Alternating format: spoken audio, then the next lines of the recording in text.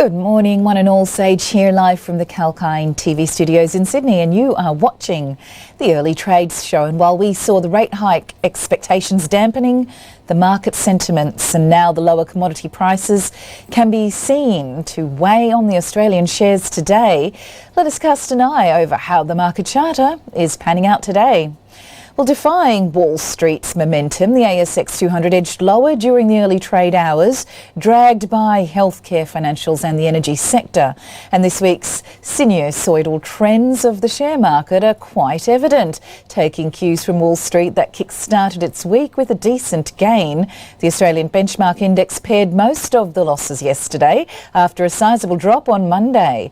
And the ASX 200 closed the session 1.48% up. And meanwhile, overnight, Wall Street inched upward as the market participants were prepared for the US Federal Reserve's chairman, Jerome Powell, to come out with his opinion on the US economy, while oil and the US dollar both struggled to hold their ground. Jerome Powell's testimony enabled the market participants to sort through the US Fed's thinking after a policy meeting last week suggested the Fed officials expected rate hikes could be there sooner than previously indicated, citing inflation worries. However, Powell has also made it clear that the Fed intends to keep supporting jobs market with its unprecedented monetary support until it returns to normal. And moving on now to the bond markets. The yields on the benchmark 10-year US Treasury notes rose above 1.5% on Tuesday as rising inflation expectations helped steepen the yield curve for the first time since mid-May. However, by closing, the yields were down to 1.48%. Then in the currency markets, the US dollar index fell 0.14% to 91.75 on Tuesday as the US Central Bank said that policymakers are forecasting 2 rate hikes in 2023, and that led traders to reevaluate their bets on the ground that the Fed will let inflation run at higher levels for a longer time before hiking the rates. And let us now zoom our lens on the Australian share market charter for the day. Taking a look at the energy sector first, the Australian energy players such as Woodside Petroleum, Oil Search, Beach Resources and Origin Energy are trading in the red. And although the crude oil continued its momentum as commodity traders anticipate an end to pandemic lockdowns will now unleash pent-up travel demand before giving up gains later during the day. The Brent crude oil prices hit $75 per barrel on Tuesday for the first time in the last 2 years on positive sentiments as OPEC or OPEC discussed the raising oil output from August, and the group is already supplying 2.1 million barrels per day to the market from the start of May through to July to meet the surging energy demand. And notably, the benchmark indices have risen in the past 4 weeks in response to increased vaccination programs and the pickup in summer travel and the halt in the revival of the 2015 US-Iran nuclear deal on Sunday after the win of Ebrahim Raisi in the presidential election also buoyed the oil prices. And now, before we move on to the miners space, it's time for a short break, but please...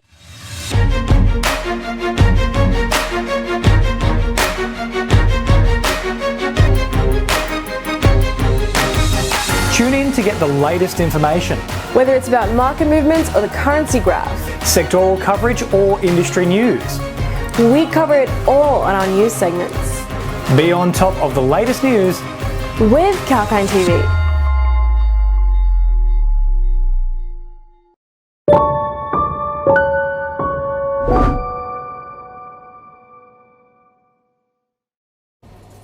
Welcome back, Sage here, live from the 𝐊𝐼𝐼 studios, and you're watching the Early Trades Show. Let us move on to the miners space. The heavyweight miners BHP Group, Rio Tinto and Fortescue Metals Group are trading in the green, while the miners such as Pilbara Minerals and Chalice Mining are trading in the red today. And looking at the metal prices, the benchmark iron ore futures in China fell for a second consecutive session, trimming its gains in 2021 to 31% from more than 50% gains at the peak of China's plans to investigate into commodity prices dented sentiments. And the iron ore futures contract for the September month delivery on the Dalian Commodity Exchange fell 5.2% to 1,110 yuan, or in US terms $171.75 per tonne, its lowest levels in 2 weeks.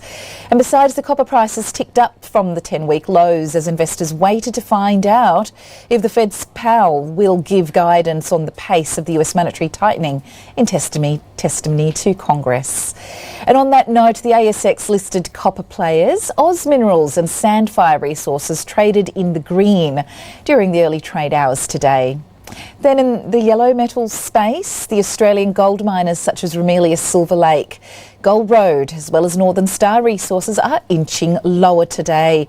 And meanwhile, the gold retreated from the higher levels as traders awaited the testimony from the Fed Chair Jerome Powell for more clarity on the course of monetary policies going forward after it struck a hawkish tone last week. And let's now move on to the major newsmakers in the Australian share market today. Beginning with the property developer, Stockland Corporation inched lower despite stating that its dividend would be in line with guidance, and the company estimates the distribution for the 6 months to 30th June 2021 would be 13.3 cents per ordinary stapled security. And meanwhile, the television player Sky Network Television jumped up on confirming partnerships with the NRL and New Zealand Rugby League, or NZRL, through the end of 2027. And under the partnership, Sky would continue to bring sports fans every match of the NRL in the state of origin, and all NZRL run matches involving the Kiwis and the Kiwi Ferns. Then betting and wagering player BetMakers Technology traded on green on acquiring Form Cruncher and Swap Stakes betting podcast.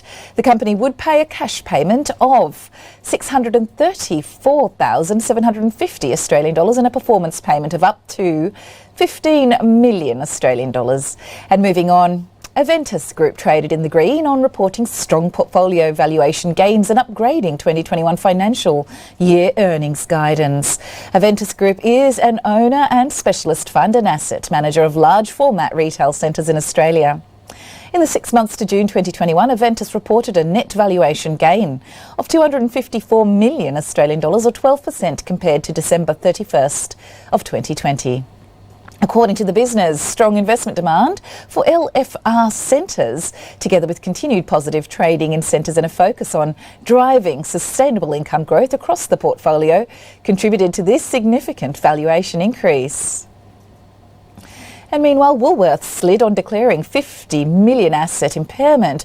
Woolworths will be hit with a 50 million non-cash impairment charge from its Metro Food Stores network as sales continue to be impacted by COVID-19. It comes as the supermarket giant completed a review of the network, given the impact COVID-19 has had on sales in key transit traffic locations. The 50 million hit its relation to store and lease assets across 13 stores within the network. And that's all for now, and we will be bringing you more stock updates in the upcoming shows. Please stay tuned for more live updates on 𝐊𝐶𝐴 TV across the economy, markets and sectors. Sage signing off.